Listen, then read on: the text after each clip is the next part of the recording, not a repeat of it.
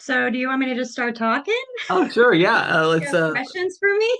I don't have questions. If you would like to tell us a little bit about your work and Sure, maybe I'd be share. happy to. So Uh, I actually started as a child actor. Actually, all of my family was in the performing arts. You could see that picture right there as my great grandmother, Violette Curtis. She and Pork Chops Evers, that was his stage name, were my great grandparents. They were vaudevillians, and he was also a minstrel, which means that he even worked in blackface, which is obviously politically incorrect now, but that's actually a thing that they did. And many performers, they traveled all over the world. They worked actually on the SNC vaudeville circuit. So my whole family going all the way back through my great grandparents, but even and then their children, like my grandfather, my papa, he was in The Sheik with Rudolph Valentino. He played the Sheik as a young man in many other silent films and other films. And then my mother was a director, and she worked in both in Hollywood, in Los Angeles, in San Diego, and then also in Las Vegas, doing booby shows, is what she used to call them. I'm in my new parlor that I decorated because I live in a Victorian home, and so I made two ancestor walls. There's an ancestor wall over here and the ancestor wall behind me, and I just really wanted to like be around my dead relatives all the time. So I did that. But anyway, so when I started in the theater, I was like 3 years old. I did my first commercial when I was three. So um my art life, my artistic expression, I would say, began as a part of my childhood and a part of just the whole of my life, whether I was singing or dancing or acting or doing a commercial or recording a little song or whatever I was doing. I've always been in a family that is big on self-expression, and my biological father was a pretty well-known painter and sculptor, and he also had a really incredible stained glass business where he would do huge 20-30 foot stained glass for churches and hotels and things like that.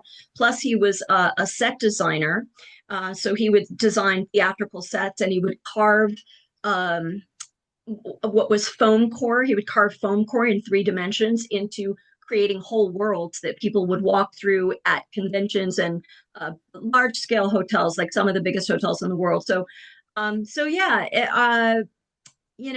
I've just been around the arts my whole life in every kind of form I can really think of, except for maybe, I mean, I like kind of all the different dimensions, like sight, sound.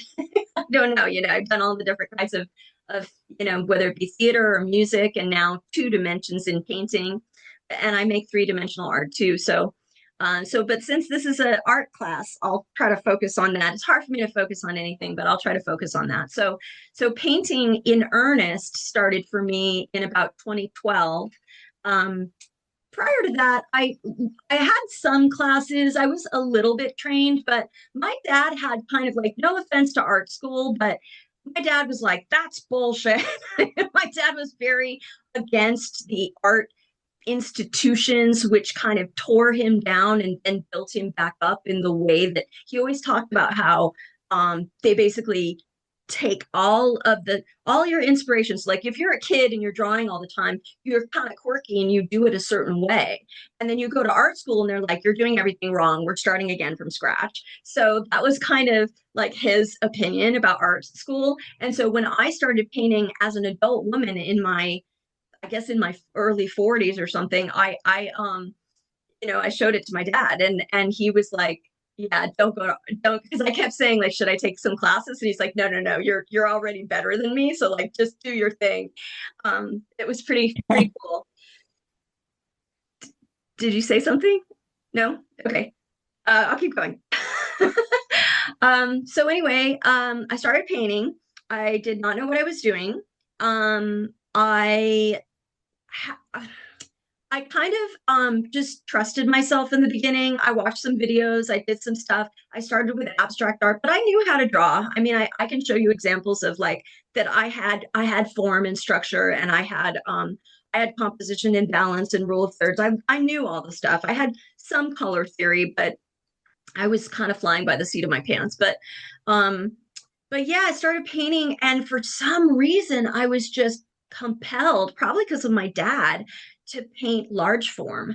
So I started with my painting very large form. The first piece is that piece that I was describing to you that is in the it's at the Grand Hall entrance to the California Center for the Arts right now. If you go to the convention center, so not the where the buildings are that are the like performance or whatever, but the huge convention center where they do all of their stuff. That whole hallway is all my artwork. It's a solo exhibition. So I think I've got, I don't know, 10 or 12 large form paintings in there, and I can paint 48 by 48 or whatever, but this particular one is 8 feet across by 5 feet tall.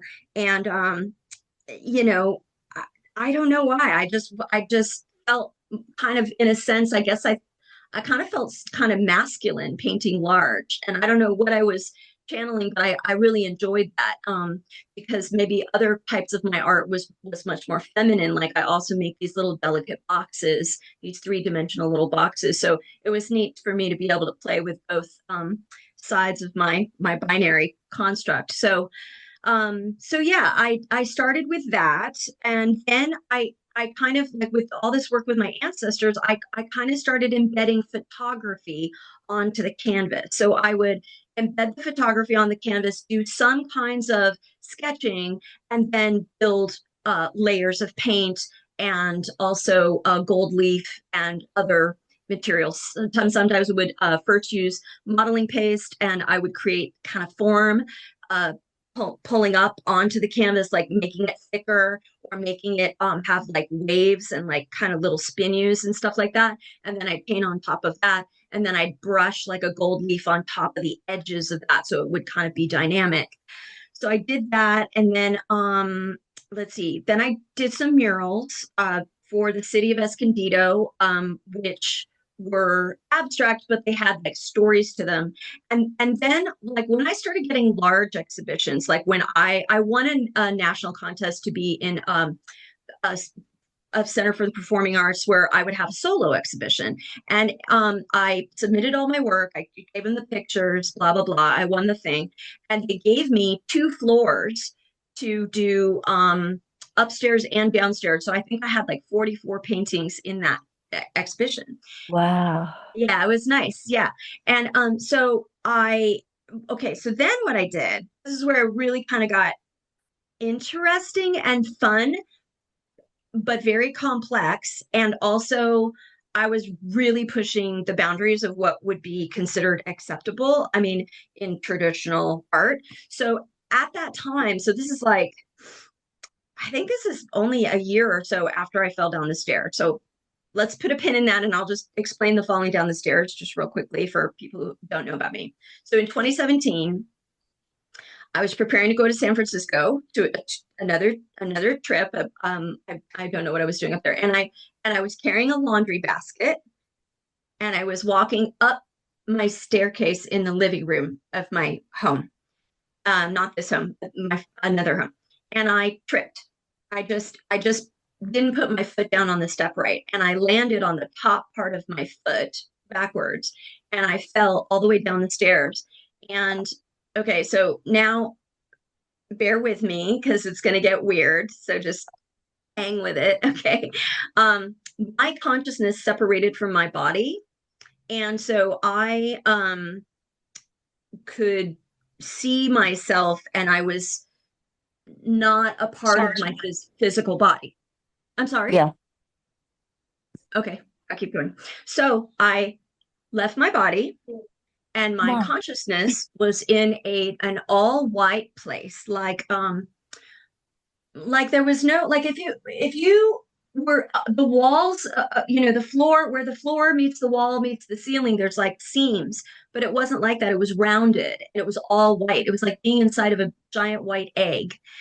And Hmm. inside of that experience of being inside this egg, I heard all these weird sounds. Like I heard like the rumbling of an earthquake. If you've ever been in an earthquake and you hear like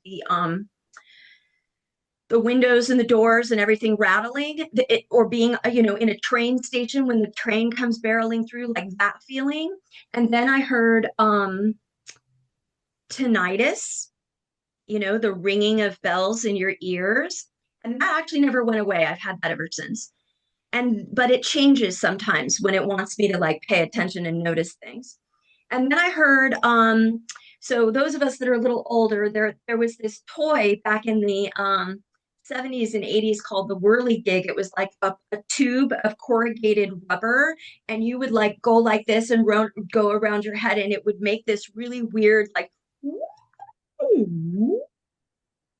kind of sound.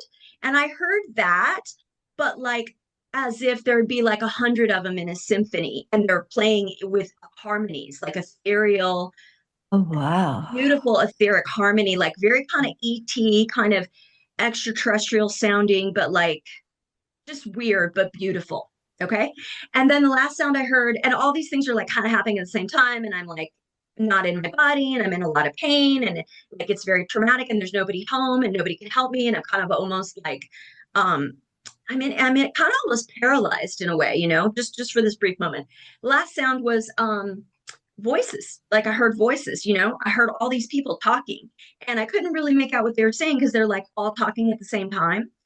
And so now the weird part is that's not the weird part. The weird part is before I actually tripped, I feel like there was this loud crack in the room, like a slap of thunder or lightning or something. And then suddenly I heard this woman's voice say, "This is going to change everything. Do you accept?" And I was like, yes. I didn't say that, but like in my head, in my heart, in my consciousness, I was like, Yeah. okay. And then bam, that's when I hit and fell and heard all those sounds. So then okay, so now I'm going to fast forward a little bit. So I went to the ER, my husband came home, blah blah blah. I got myself fixed up. I wasn't dead or anything. Like I just sprained my ankle, but really really bad. Like I destroyed the fascia on the top of my foot. It was never really the same again, and it was a bad, injury, and very painful, but not, but like I wasn't dead, so that was weird. But anyway, I had definitely left my body. So then what happened was it's really weird. A ton of supernatural, you know, experiences happened to me after that. I mean, you're just going to have to take my word for it. Tons of things happened in the days and weeks and months after I fell. And I don't know, I just became kind of a different person like pretty quickly. Um I I've always been a little weird, like my uncle was a pretty famous psychic, but he was kind of like pushed out of the family because everybody was embarrassed and they were all trying to be mainstream. And so, he was kind of kept away from me, but like he tried to be a part of my life and tried to help me. So I knew I was always a little bit, touched or special or something. But I didn't, but this was like I had pushed it down for decades and decades so I could be this professional actress and performer and all the different things.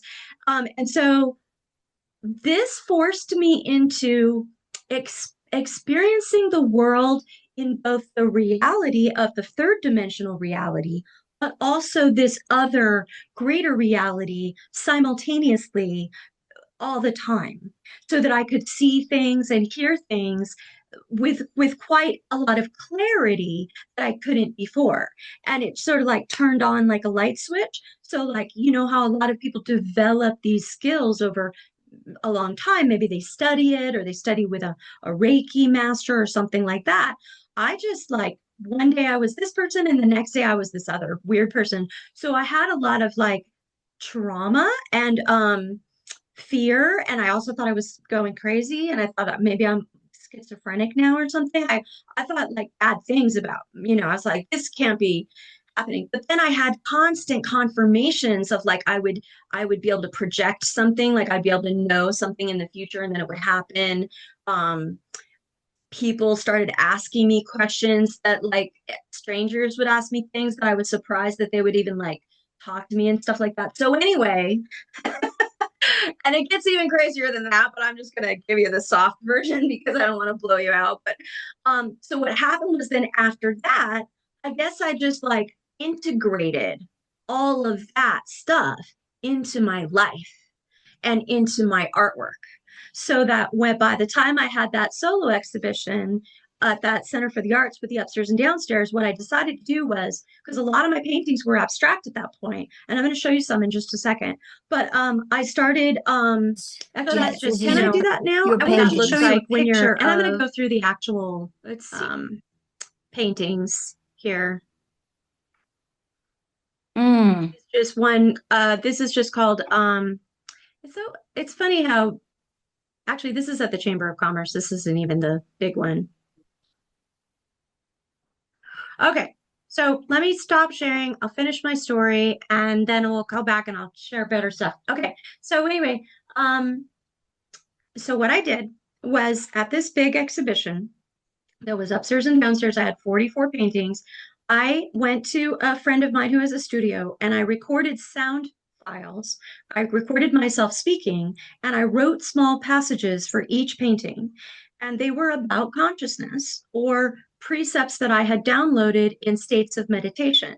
Because at that point, by then I was teaching meditation, studying it very intensively, and studying what's called psi phenomena, PSI, psi phenomena. So I had begun to, in a very, I would say, scientific way, circle back to a lot of my artistic expression, but also to this extra sensory stuff that I was experiencing. And I started to study it and codify it and write about it. And then I also had some music files from things that I had produced years before when I was doing jazz and when I was doing world music and things like that. And so I edited everything together and faded in and out of this music and then the concepts through each painting. So now I'm going to show you. This bird's called a sun bear. So I don't think I should tell you about sun bear. This is my first painting right here. This is the one that's in the Grand Hall at the California Center for the Arts right now in the Convention Center. And it's 8 feet across by 5 feet tall. It's called A major seventh. It is a chord. In other words, it is a collection of tonal sounds which together represent the genesis of sound creating matter, which is to say how consciousness creates the world that we live in. So again, Colors yeah, are so beautiful. 68 inches by 98 inches. It's just acrylic on canvas. This is a sold piece. It's called Aleatoric Mountain Music. There it is. Oh. So I used, so in the background, what's on the top half of the screen, you're using horizontal strokes and just blending. And you can't really see this, but at the bottom, it's all used with a palette knife. This is called Astral Land. It's sort of extraterrestrial nature. You'll notice on the left-hand side of the screen that I have a pencil drawing of sacred geometry. Yeah. So I started adding sacred geometry into my work as well. You'll see a lot of my paintings have that. This actually is called Astral Sword and Shield. Well, what is sacred geometry? Oh, it's such a great question. It's so hard to explain. Sacred geometry, so a point is a point of reference. So think of that like a dot. Yeah. And then that point of reference creates another point and a line between the two, which is referential. And then more points are created. So you have a two-dimensional shape, like a triangle or a circle or whatever. And then each of those points create 3 dimensions, right? So those points then expand and collapse into full dimensionality. And that representation, each one of those different types of representation of shape, three-dimensional shape, is representative of a different construct. Like, let's say, mind, matter, the Godhead, the greater reality, or the veil between them. Like each of those concepts would be represented by a type of geometric figure. This Okay. one here that you see on the screen is called the Battlefield of the Demiurge, and it is also at the California Center for the Arts. Are these These- oil on canvas? There are multiple different types of media. I use Oh. mixed media. So what I usually do is I use modeling paste. Like, for example, you can see the one that you're looking at right now. Can you see the green one closest to Yeah. the camera? Yeah. That is all done with modeling paste underneath the paint. So all of that like texture that you see is created on the canvas. And then I paint over it. So I start with modeling paste, then I do acrylic, then I add in an actual type of paint that's used for glass. I use a glass paint and I heat it up with like a torch. And then I add other types of media. Sometimes I add sand, sometimes I add highlights of like glitter, or I'll add neon things. Sometimes I use spray paint. So that final layer is multiple different types of thing on top. This is just a little acrylic. This is a tiny little painting. You can tell, by the way, just so you know, whenever you see somebody showing their work and you can see the actual canvas, you know how you can see the canvas here, you know that they've blown it up really, really big. So it's probably a very small painting. So this little painting here is just like 5 inches across. And his name is Claude, and he just kind of pulled up out of the canvas without me trying very hard. This is called Dragon Music. It is a expression of the treble clef in music, which is the right hand if you play piano. And it was actually borrowed. So what I did was, again, you can't really see it here, but there is a ton of modeling paste, which creates the shape of the treble clef first, and then I worked the paint around that. And then with this one, again, like I attached a piece of music I had written to it, and then I spoke about it, and I put those files in QR codes so that when people walked around to the exhibit, they could put their headphones on and they would listen to the file, which is about a minute for each file. And then that way, when they were looking at the piece, they would hear music, my voice, sounds, even like extra sounds sometimes that were made for dramatic effect. And they would hear the stories about each painting. So they would have this kind of extra sensory experience while they were doing it. This is an inset of a little box that I used to make. I think, oh no, I guess I didn't show the box.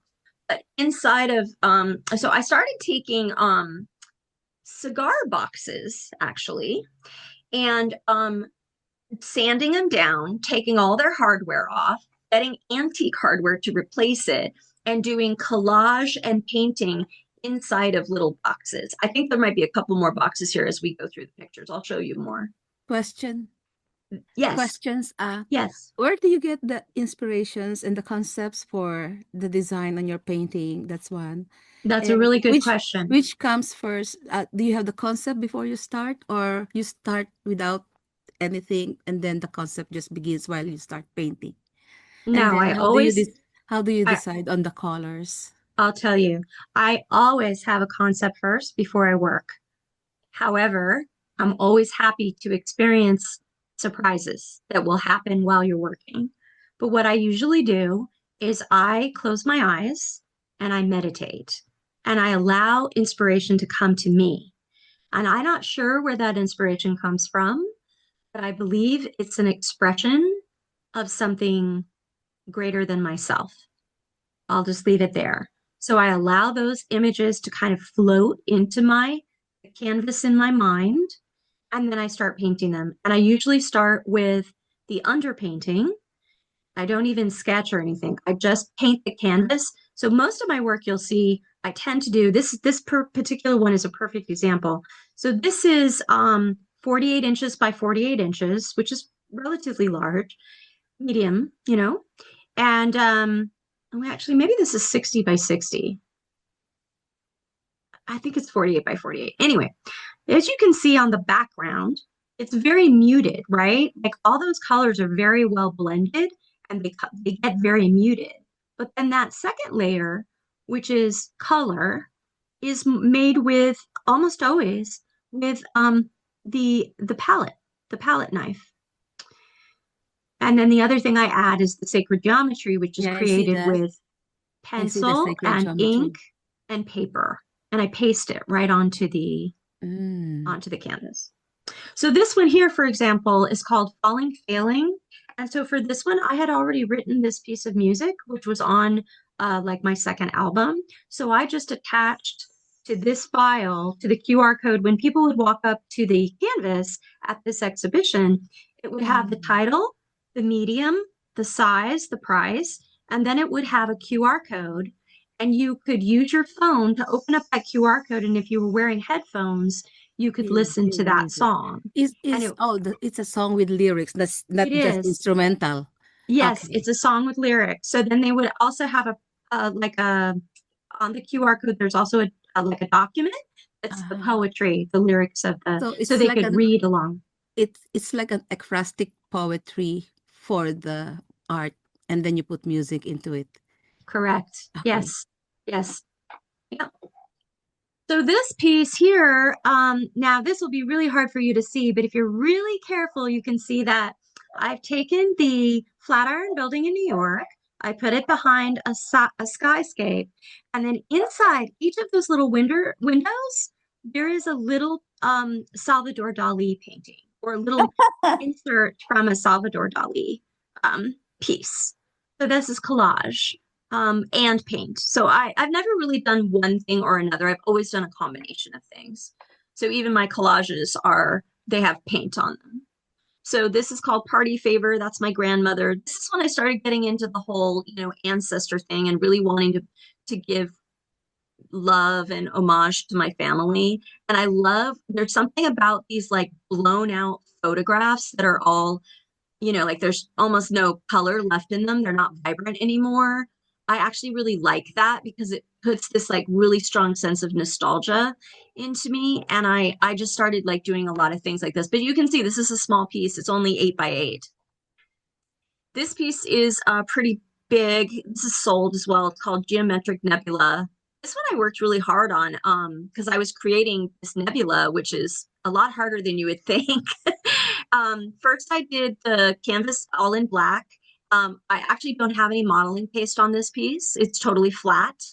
And then I created this geometric shape with paper and I cut it. So those lines you see are all cut with precision with an X-Acto blade. And then I carefully taped that onto the canvas and then painted around it, which is how the nebula and the clouds and everything can be both behind it and in front of it in different places, if that makes sense.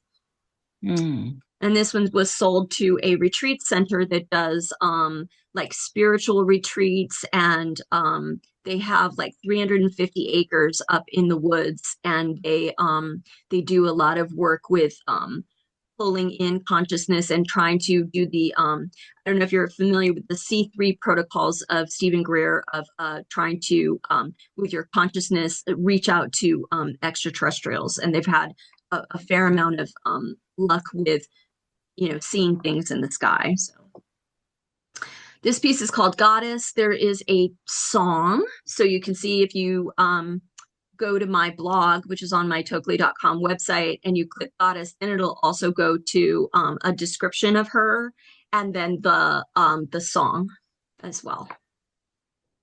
And I've done a couple of ones like this. This is a pretty good picture. Another thing that you'll learn as you continue to paint is that a picture is not just a picture. Like, for example, when you get your work photographed and it's anything like mine, because I put polyurethane on the front of mine, right? So it's super shiny. It's super hard to get photographs of my work. So I use this guy named Larry Vogel, who is just one of the best photographers I've ever met.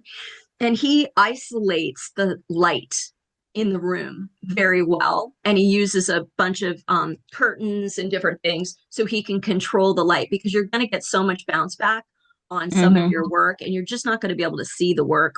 But somehow he's been able to get the work, get rid of the light bounces, but then also you can still see the texture. You haven't lost any of the texture. So he's a great worker. Here's another one. This is a self-portrait, first day of school. It's this very small little painting, 10 by 8. And again, I'm just embedding the photography first, and I'm adding whatever kind of modeling paste, adding paint, doing an underpainting, and then doing the stuff up on the top. I have an idea. Also just a 20 by 20, a smallish kind of painting. This has tons of modeling paste on it. So it's like the universe out there, and it's really crackled. And I like to think about, sometimes I think about my consciousness, and I think about the world that I perceive, that I live in, just as you're living in, like, your own consciousness. You are the center of the universe that you inhabit, each of you. Yes, there is a practical world that you live in, but if you close your eyes right now and you go within, Right. you see there you are. And that is the actual universe that you inhabit, because Yeah. nobody else is in there. Question. What Yes. do you use to Right. paste the photos on the canvas? What do I do? What? What do you use as a glue or paste to put your photos on the canvas? Mod Podge. Yeah, I think Just so. simple Mod Podge. Yeah, Yeah. I use that too. Yeah. I love Okay. it. Yeah, I thank don't you. care that it's not, fancy. I love it. But I'm very careful to use the matte and not the gloss, because I Uh-huh. want to control the amount of gloss. So I'll use matte at first as Yeah. I'm loading everything. I'm loading it onto the canvas. And Uh-huh. then when I'm ready to add gloss at the end, I use a polyurethane gloss at the end. Okay, I use the Mod Podge too. Thank you. Yeah. And then this picture here, you can see myself as a baby that I've cut out. And then I've also made the ones behind it. So I made various versions of this. I made it get more and more faint as it's going backwards, as you can see. And then I cut them all out. And I also had the furthest one behind. It's bigger. So you can tell that it's kind of like, I look a little bigger. So they're changing in size, and they're changing in opacity as well. You can see me in the upper right-hand corner. I'm playing on the causal plane. And I've got my little sometimes when I make art, I'm just doing it for myself. I just giggle and laugh, and I'm very playful about it, and I really don't care if anybody ever buys it or wants it. It's fine with me. I'm having a good time. So here I'm showing you a little bit of behind the scenes of the studio. So this was a commission. And so here we have the little boy on the lower right, and the girl on, they got married eventually, right? So this is going to be really cool. You'll see. So he's kind of like always kind of been, he's like a D&D master. Do you know what that is? A Dungeons and Dragons master. So now they have like a group that they're in, and they're always doing Dungeons and Dragons. And he's the one that writes all the stories and conjures up all the characters, and then they play the characters. And so I kind of thought that was kind of interesting, like almost like he was sort of like a magician or something. So in the second piece, you'll see that I've created, like, he's conjuring. So you can tell, like, look, he's wearing a cape, a hat, and none of that stuff is in the original. He's just wearing his pajamas. And then you can see with her, you can see some flowers around her with this wedding photo. She's been That a is flower so girl. awesome. But here we're now, all of these flowers are each individually pasted, believe it or not.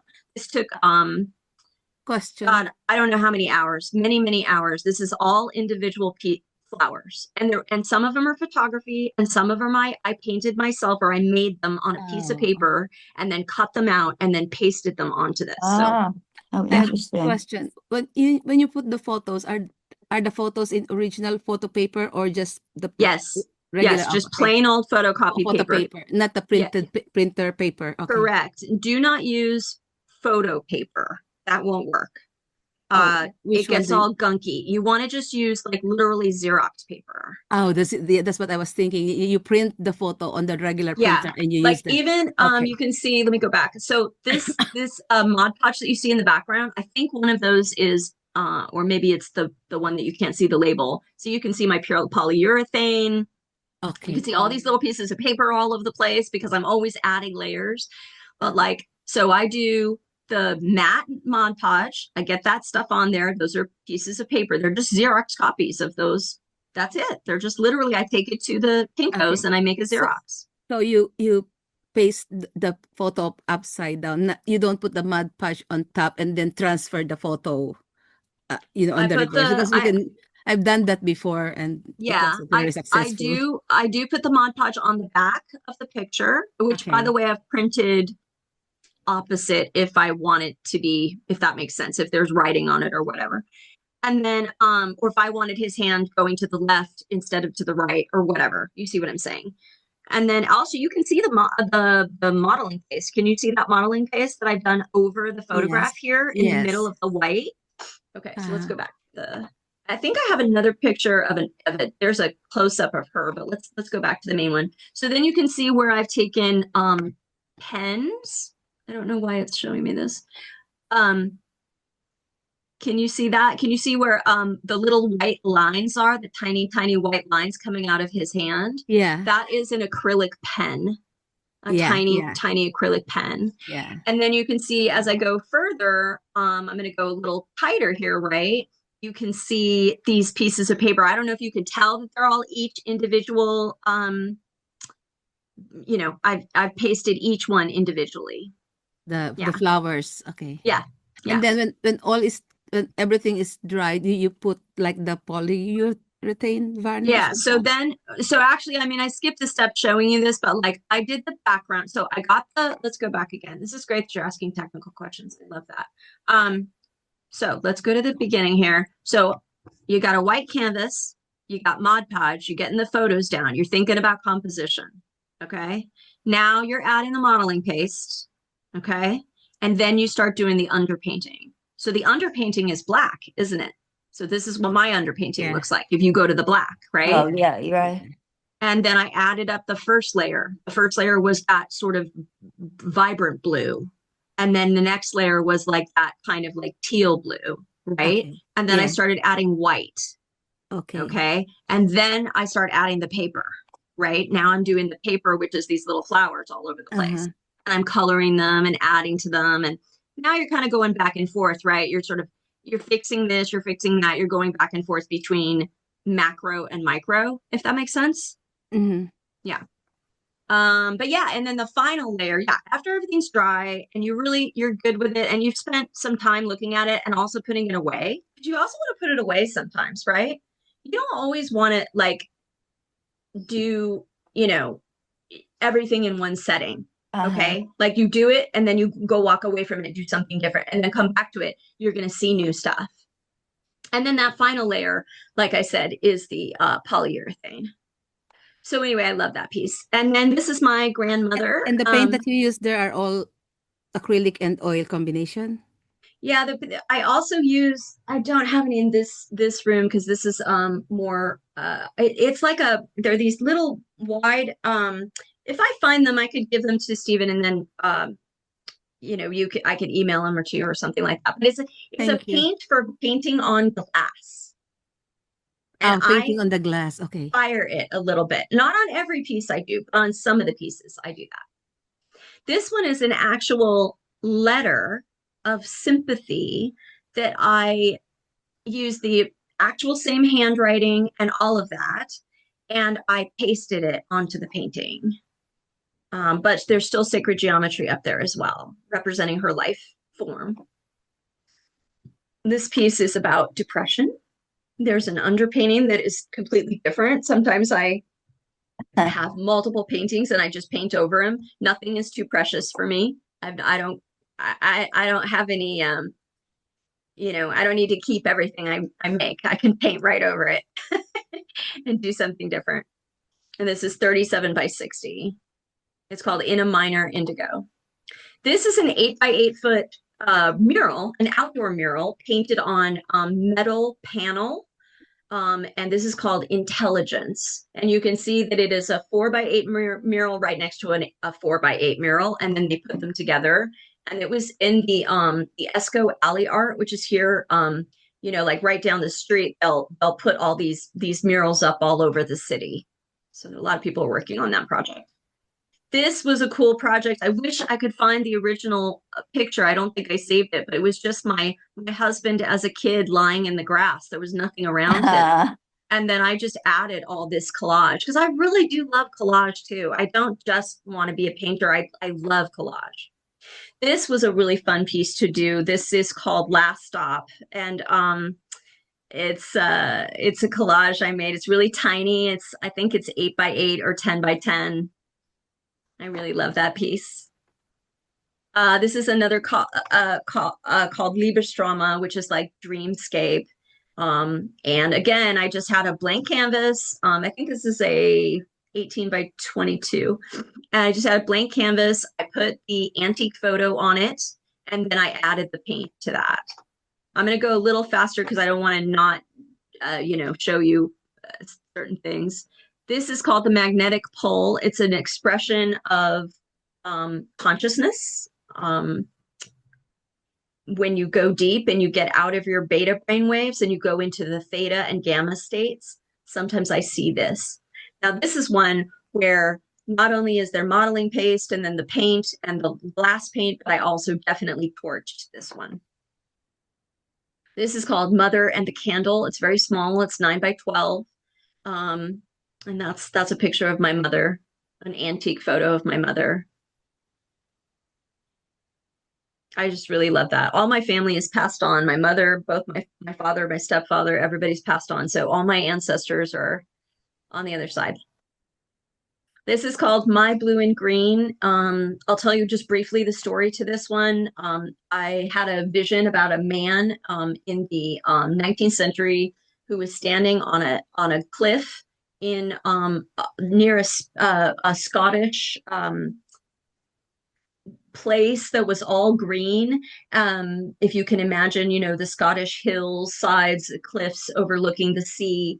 And he was contemplating suicide, and he chose not to. And this is this experience of his consciousness making this decision. He had been in great torture and in great pain and in great suffering and great trauma. And this was the moment of his decision of, here I am in this precipice. I can go one way or the other. And he decides to be courageous and brave and continue with his life. So that's that one. This is called Night at the Opera. It's an expression of this diva consciousness that came to me once, of this Black woman who had a very, very ethereal but very full-bodied voice. And again, because I have like a little bit of synesthesia, if you're aware of that, where when you see something, you hear something at the same time. It's like two senses are activated at the same time. Mozart had it. I think Leonardo da Vinci had it. It's just a weird thing where you kind of like, if I hear something, I'll see certain colors. And if I see certain colors, I'll hear certain patterns, if that makes sense, of music. Yeah. This is another genealogy one of my great grandmother, Violette, who's here in my studio, in my parlor. And this was sold at the Oceanside Museum of Art at auction. This is just another self-portrait, a little tiny self-portrait of consciousness of me as a baby. This is called The One True Thing. It's an expression of the whole, or what we sometimes hear in the spiritual community being called the all that is, the wholeness of the universe. This is just some marketing stuff that talks about these out-of-body experiences and some of the psi phenomena.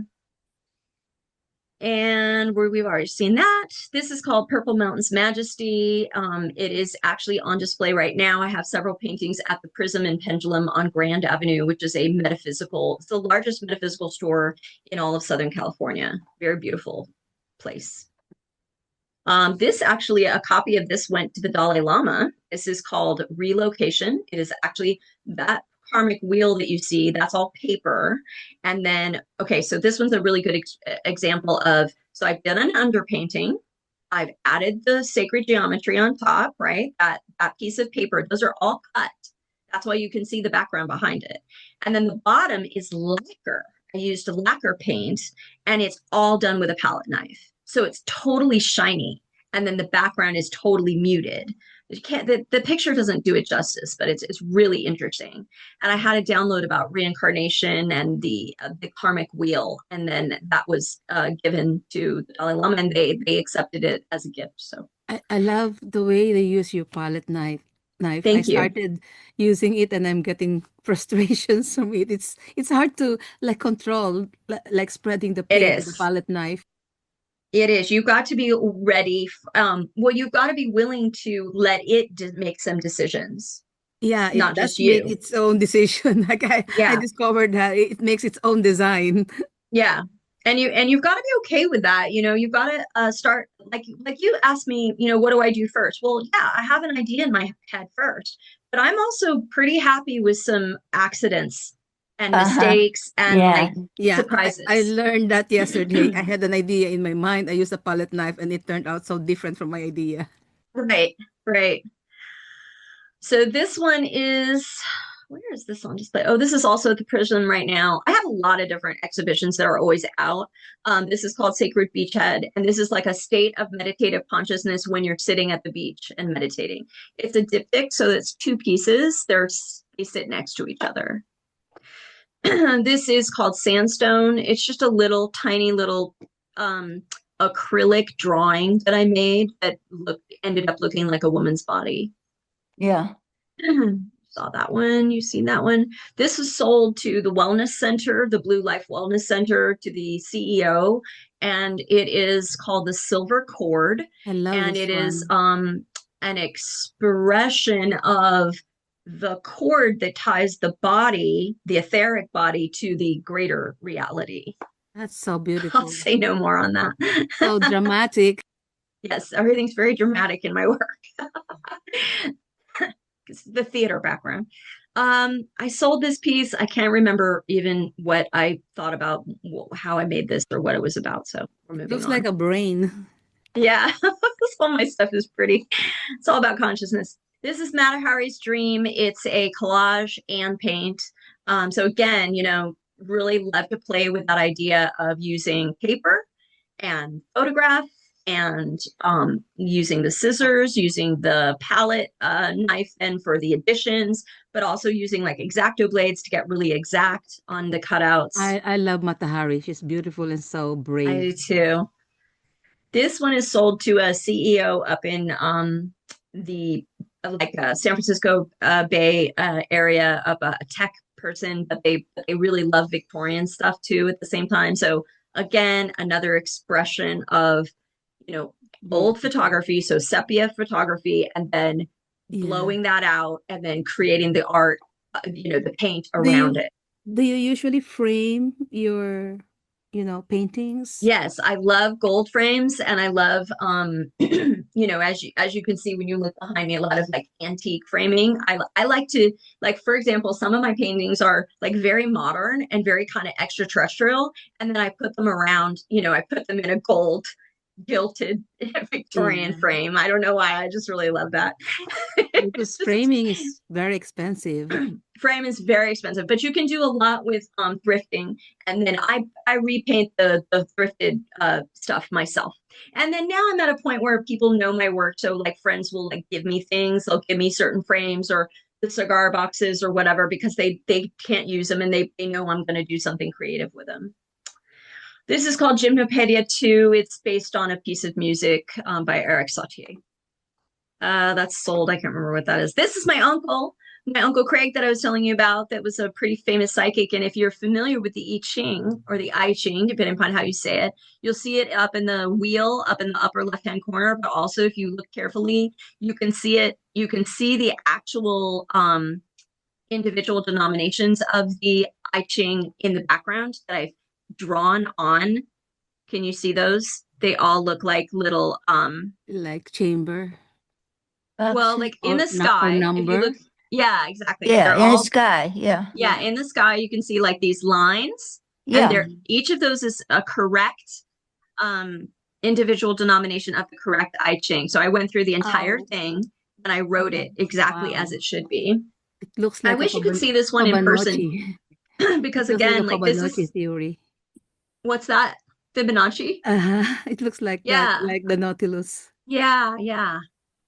Yeah, and I wish you could see this in person because again, this is another collage that is the rainbow is really cool because I used the glass paint, but it's hard to see it from here. Oh, Yeah, that's the here's one. a I was close up thinking of about that. that. I was thinking about what was the background. Yeah. It's all paper behind there too. You can kind of see the paper too. Here's one of my great grandmother Violette. Oh, Again, just using those old gilded frames. Beautiful.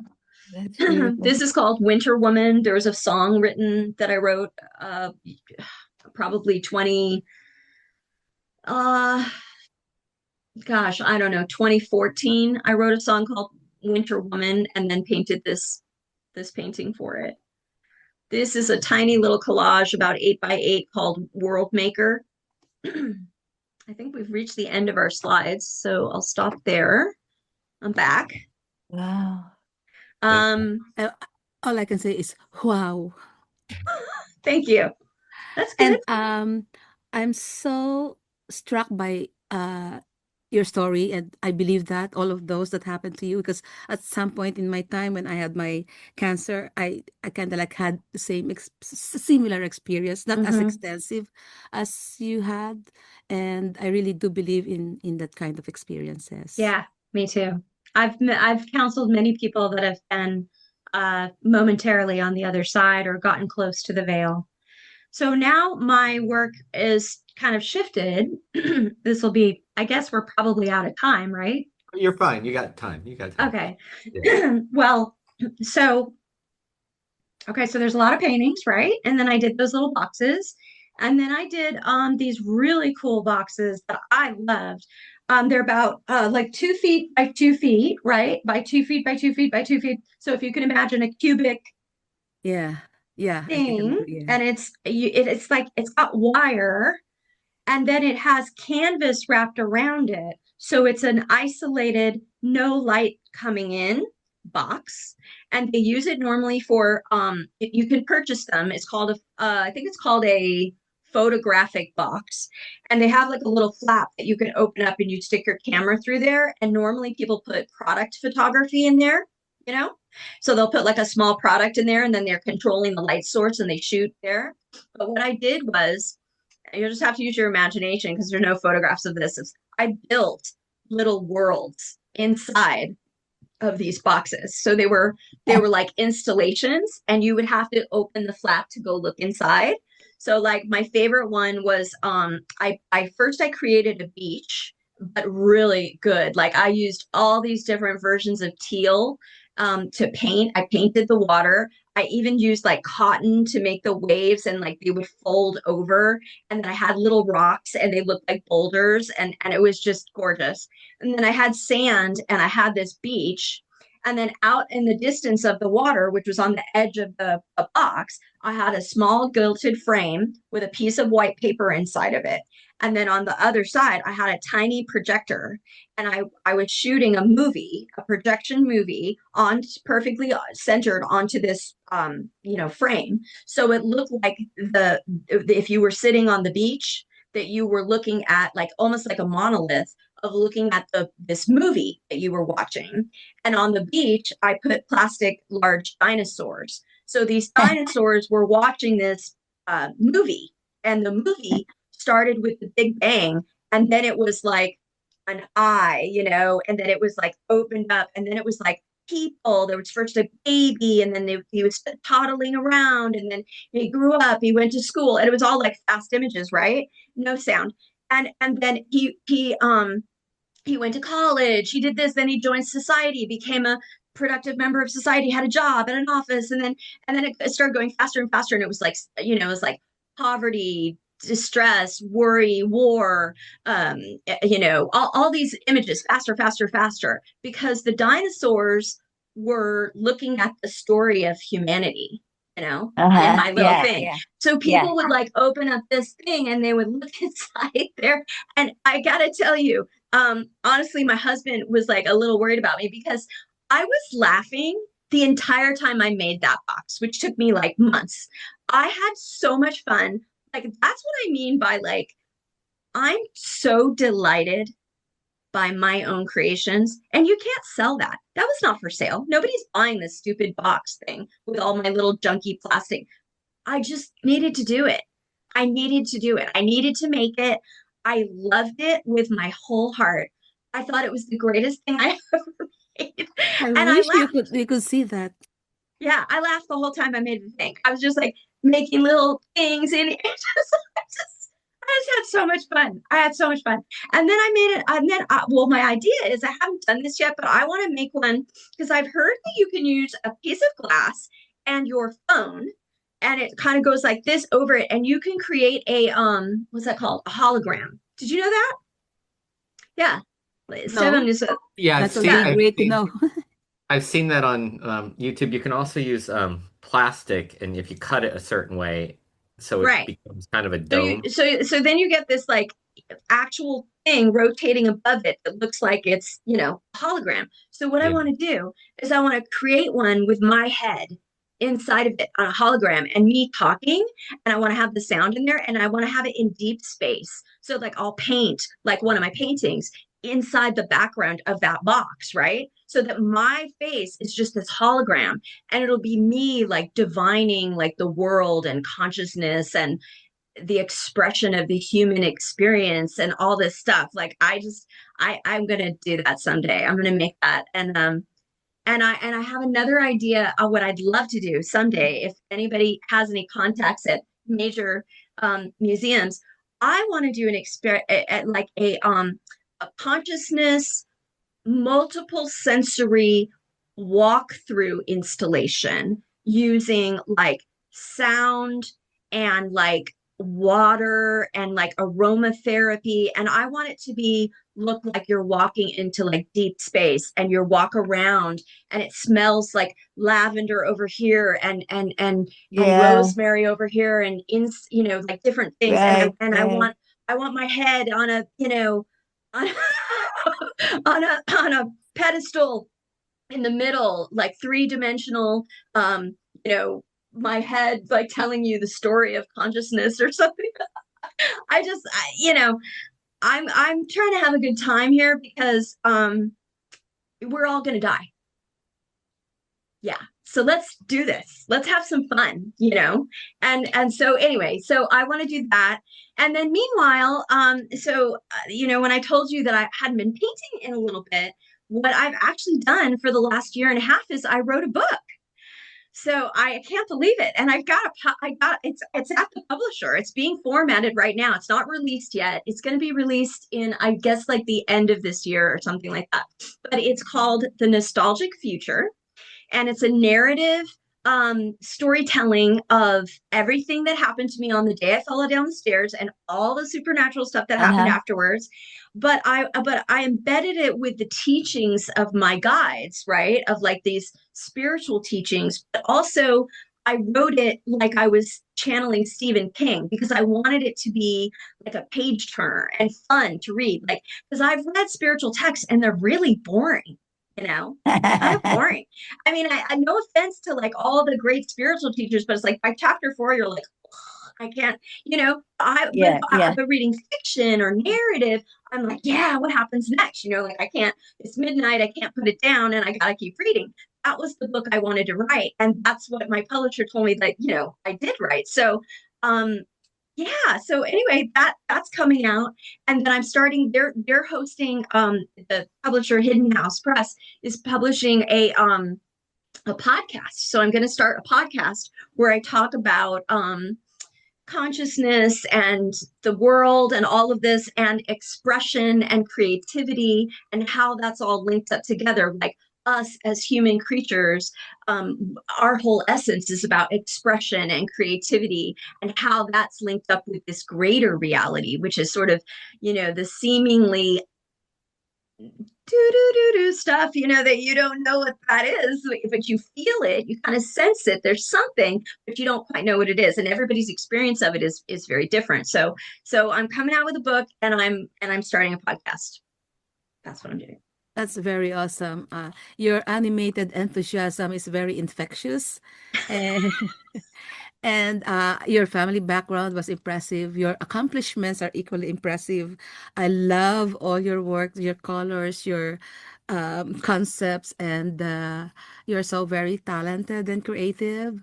And I wish you all the best. I invite you to check out my YouTube channel. Like you, I write songs and I Uh-huh. created the music. I have two anthology books for English and Tagalog poetry, and all those poems are I Lovely. created the song and put that in my channel, and What's I the have YouTube channel? and it's in the chat. I put the link in the chat, Oh, and you put the chat in the link. Okay, I got it. also have 5 books in Amazon, right? Like you, I wrote books, Wow. and I yeah, that's in Amazon under my pen name, Joseph Paul Anthony, and I also put the link to my art website. You need to I talk have Okay. to art as people. well. I have paintings as well, and I See, do. isn't that great that we're so multi-dimensional creatures? Yes, You know, that's we why I we admire we your work so experience much. so much different things, you And know? and I do get the energy that you get from your experiences. You I can do get talk. that. And I have inspirations also, like from where you were describing. Right. And I have my work in my artwork in my channel. It's the link is also in the chat. Okay. So I Thank you. invite you to check it out. Okay, And I thank you. also write ekphrastic poetry. Like, I have a painting and I write poem for that, and I created music for that, and it's in my YouTube channel as well. Did you call it ecstatic poetry? No, ekphrastic, ekphrast. That's the kind of poetry which is inspired by an artwork Oh, or I a never heard of photograph. that. Yeah, it's a form of poetry actually. Okay. Ekphrastic poetry they call. Plastic. They call Okay. it, yeah. I've never heard of that. Yeah. So I do write that, like you have like the art, and then wrote the poetry, and then you created music, and I did that. It is in my channel as well, and in my book. So if you could check them out, I would really appreciate that, Thank because you. I will. I'll and comment on them too. oh, thank you. Can I have your Instagram or Facebook account just so Yes. we So can visit? I'm gonna give you guys, is it okay if I give you my website? Yeah, Can we sure. start with that? Yes, Yeah. I'll follow I that. have like 3 different websites, but I'll just tell you a couple of them. So if you want to look at some of these pictures and kind of know Yeah. about the art, Yeah, that then would you be go Yeah. to great. tokeli.com, which is my first name.com. TOKELI.com. But if Okay. you want Okay. to see like more about consciousness and like these greater things, maybe you want to go to a workshop or a retreat or listen to me speak on a panel or whatever, or even get a private reading or something from me, you go to spiritualawakening.world.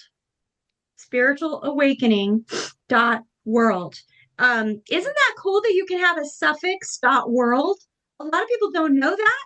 And there's a lot of free available websites that you can't get a .com for anymore, but you can get a .world. Oh, that's awesome. Isn't that cool? So Yeah. spiritualawakening.world. Uh-huh. And then the last one is my publisher landing page, which is hiddenhouse.world. I learned this from them. So Hidden House is the name, Hidden House Press is the name of my publisher. But anyway, hiddenhouse.world and spiritualawakening.world. So Uh-huh. anyway, that's it. Yeah, And I love what you said about that. And I think also, it's funny, this room, for example, was a blank slate. There was nothing in here. It was not special. I did all of this. I designed the color. I actually blended my own color. I did tons of research to find this particular wallpaper. I've been collecting stuff that looked like junk for a long time, but it's not. Can I lift this up and show you guys the other wall? So I have a whole other wall here. Oh my gosh, probably doing this wrong. There's another wall with more stuff on it. So I have these 2 ancestor walls, and that right there, the thing they actually did because I used to do so much stuff for the city with they named us a day after me. The city of Escondido. The mayor gave me a day That's awesome. wow, with that's my name, awesome. but it was summer solstice. It was June 21st. It's the summer solstice. That's That's even cool, Even cooler. right? better, right? Even Yeah, cooler. even better. Yeah, Yeah. Thank you that's so all I much. can think of to say. I Yeah, learned a lot no. from you. I learned a lot from you. Thank you. You're welcome. Thank you. All right. Well, thank you. I don't want to take too much more of your time. Does anyone have any final questions at all? Okay, well, Tokeli, thank you so very much. It's been such a Thank pleasure you. having you back and seeing your work and what's changed, what's grown, and I'm excited. Congratulations on your book. Um, I have a good friend that has a gallery in Carlsbad that I think you guys would get along so well. So I've sent her already like your name.